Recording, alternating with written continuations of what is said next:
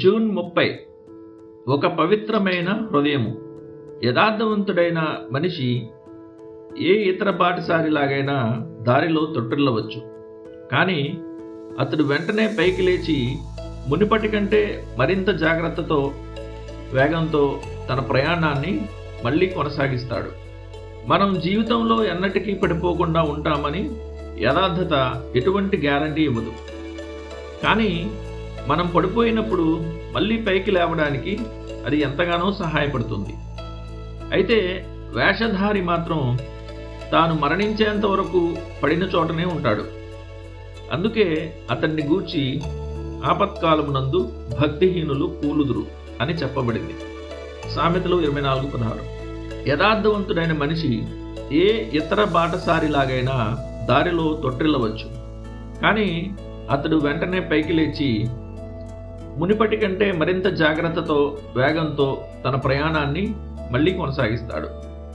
కానీ వేషధారి మాత్రం ఓడ స్తంభపు పైభాగం నుండి అగాధమైన సముద్రంలోకి పడిపోయి ఇక బ్రతికే నిరీక్షణే లేకుండా మునిగిపోయేవానిలా పూర్తిగా మునిగిపోతాడు. ఈ ఆత్మీయ సత్యాన్ని మనం సౌలు రాజు జీవితంలో స్పష్టంగా చూస్తాము.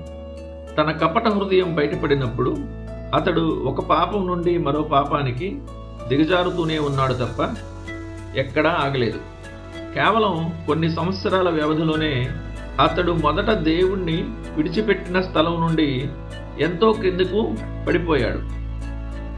ఒకప్పుడు దేవుణ్ణి ఆరాధించడానికి అతడు ఎంతగా తొందరపడ్డాడంటే సమూయేలు ప్రవక్త వచ్చే వరకు కూడా ఓపికగా కనిపెట్టలేకపోయాడు.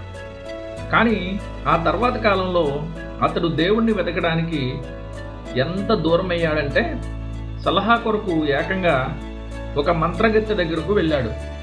తన రక్తసిక్తమైన దుష్ట వ్యూహాల చివరి ఘట్టంలో సౌలు ఆత్మహత్య చేసుకుని తన ప్రాణాన్ని నిరాశతో సాతాను నోటికి విసిరివేసుకున్నాడు.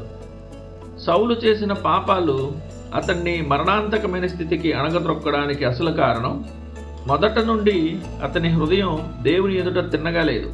సమూయేలు సౌలుతో మాట్లాడుతూ యెహోవా తన చిత్తానుసారమైన మనస్సు గల ఒకని కనుగొని ఉన్నాడు అని చెప్పినప్పుడు ఈ సత్యాన్నే సూచించాడు. 1 సమూయేలు 13:14.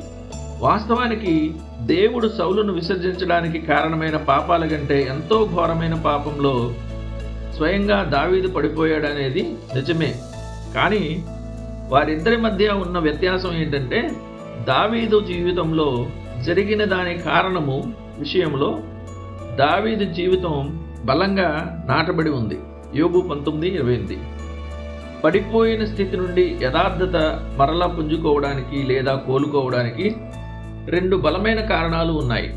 ఒకటి స్వయంగా యథార్థత యొక్క అంతర్గత స్వభావం నుండి ఉద్భవిస్తుంది. రెండవది యథార్థవంతుడైన క్రైస్తవుని ఆత్మలో స్థిరపడిన దేవుని వాగ్దానం నుండి వస్తుంది. యథార్థత ఉన్న ఆ పునరుద్ధరణ స్వభావమే ఆత్మను మళ్ళీ రగిలిస్తుంది.